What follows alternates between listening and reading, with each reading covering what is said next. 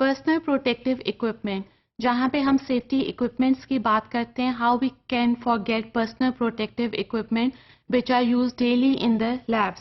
So first let's talk about the gloves. Whenever we want to perform any type of work, rather we are dealing with the risk group or biosafety level 1, we have to wear gloves. Gloves should be easily accessible. They should be placed in each working bench. Now what is the purpose of the gloves? Gloves actually protect the hands from the hazardous material. Now these gloves are of various types, either it is of latex, nylon or nitrile.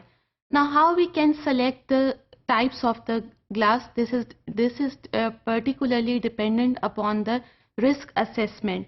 Routinely we make use of latex gloves, but it is believed that latex gloves can cause type 1 hypersensitivity, which is also known as immediate hypersensitivity, and the example is of dermatitis. So it is better to use powdered latex gloves in the labs for routine purpose. Now whenever we perform any work in the lab, we have to wear gloves, and after performing the experiment, take off the gloves before leaving the lab.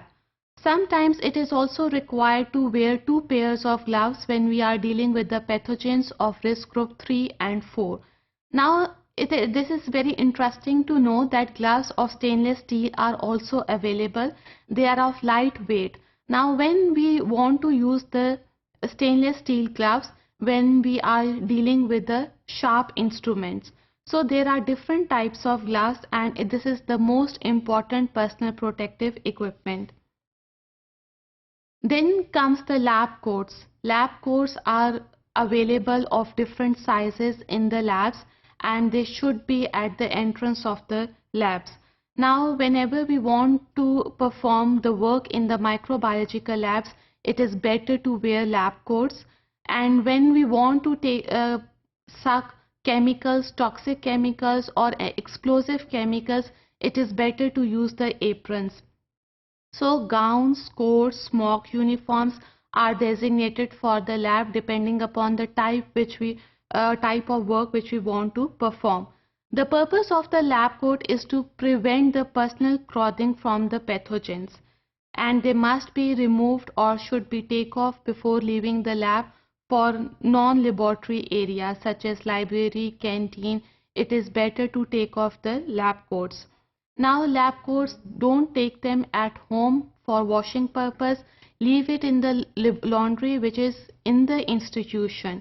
So always deposit lab coats for laundry which is present within the institution in order to prevent the exchange of pathogens outside the lab. Then the third eye and face protection is also important as a safety equipment. Here we can use goggles or the plain spectacles, because sometimes chemicals can cause eye irritation, so it is better to use goggles or plain spectacles. Now this is very important to know that contact lenses are not allowed in the labs, so it is better to use the spectacles. Then if we are dealing with the chemical or with the pathogen where there are chances of aerosols, always wear the face mask. Then face shield or splash guards are also available if there are chances of splashes on the face. Now it is important to note over here that goggles, masks, face shields, they are available of different sizes, and they can be decontaminated by using various disinfectants. Eye and face protection is also required in the labs where we are dealing with the animals. So if we are performing experiments with the animals, then it is better to use eye and face protection equipment such as goggles, masks or the face shield. Now respirators. Respirators are basically used when we are dealing with the pathogens of risk group 3 and 4. Respirators of different types are available, either it covers the full face or the half face. Why we use respirators? It is better to prevent the inhalation of the aerosols when we are dealing with the pathogens of risk group 3 and 4. Now in these respirators, interchangeable filters are used, otherwise pathogens can enter into the lungs. They can affect the liver, kidneys, blood, and even our gastrointestinal tract. Now these respirators should not be worn outside the lab, and these respirators are disposable.